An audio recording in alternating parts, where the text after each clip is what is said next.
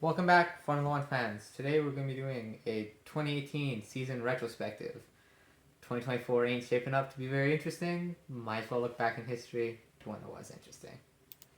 During the 2018 Formula One season, Lewis Hamilton and Sebastian Vettel continued to fight for the Drivers' World Championship. It was the first time in Formula One history that two four-time world champions shared the grid at the same time. It was the first time two four-time world champions fought for the title.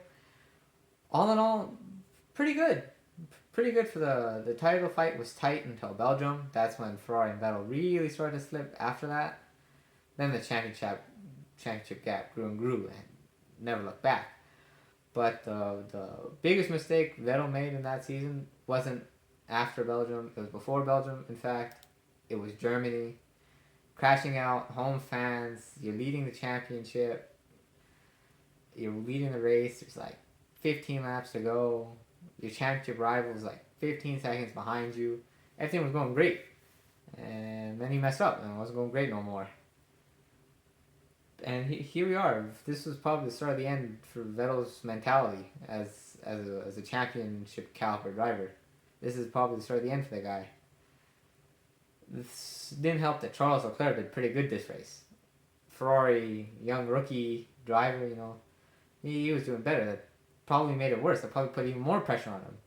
That they were already lining up his replacement. That I don't know what that feels like, but I imagine that sucks. Alonso and McLaren continued their frustrations from the past couple of seasons, we'll say. They left Honda at the end of the season for a very expensive divorce, and they went to Renault, which was powering Red Bull in race wins. They said, if you give us the same engine as Red Bull, we'll beat Red Bull. They didn't. Their car was fat, ugly, slow, and sponsorless. I don't know how you managed all of that. This actually pushed Alonso to do his 2-year sabbatical and then come back later with Alpine. And we all know how that went. He ain't with Alpine no more. But all in all, I think the 2018 season was necessary for McLaren and Alonso. They realized that they weren't working out together. McLaren did a lot of fixing of management and the technical structure and fixed up their facilities and became more serious. They realized a lot more of the problems were their problems and not other people's problems.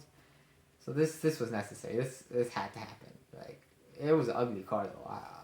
People say this car was good looking. I never thought this car was good looking. I always thought it was fat, ugly, and slow.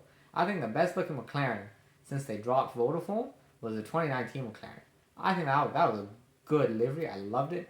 And ever since, I don't get it. Like, the matte paint, I get it. I know it's lighter, but the matte paint is hideous. It's disgusting. I don't like it. Bottas had his worst season to date.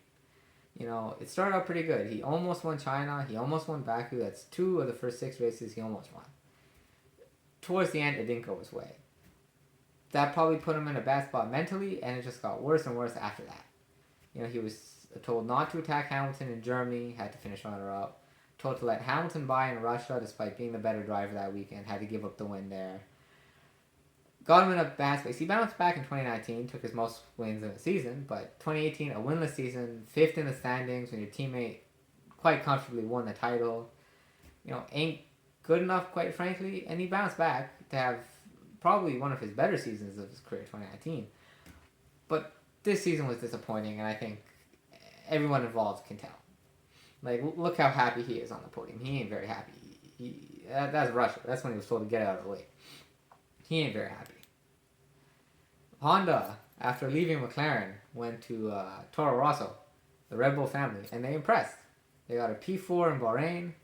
The engine was more reliable than the Renault engine. It was more powerful than the Renault engine. And this inevitably led to Renault's dropping. Actually, Red Bull's dropping a Renault for 2019. Which inevitably led to their current success, because if they still had the Renault engine, they wouldn't be winning. So the 2018 season was crucial for Red Bull today to be the successful powerhouse that it was, dropping them for Honda. They regained work status, but the 2018 season was the start of that. Now, the drivers for Toro Rosso, on the other hand, Pierre Gasly impressed, getting promoted to Red Bull by the end of the season.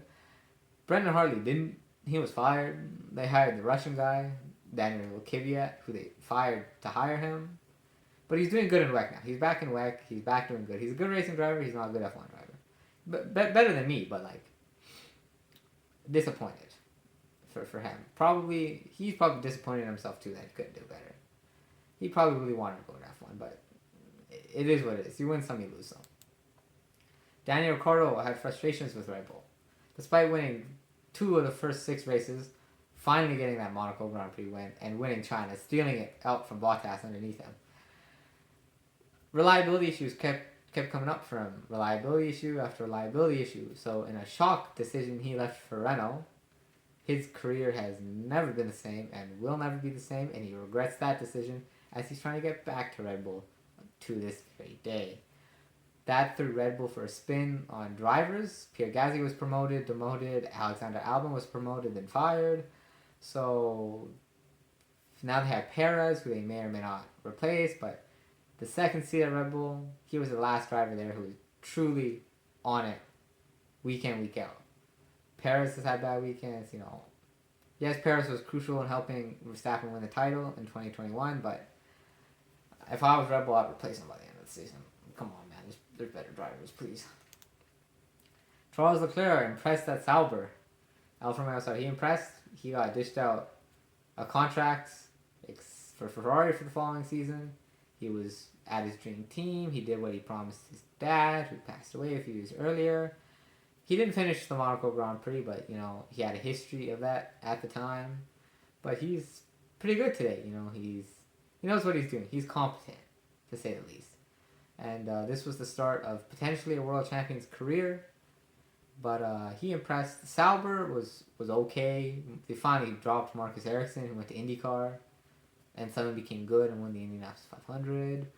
But yeah, good season for him. Force India's bankruptcy.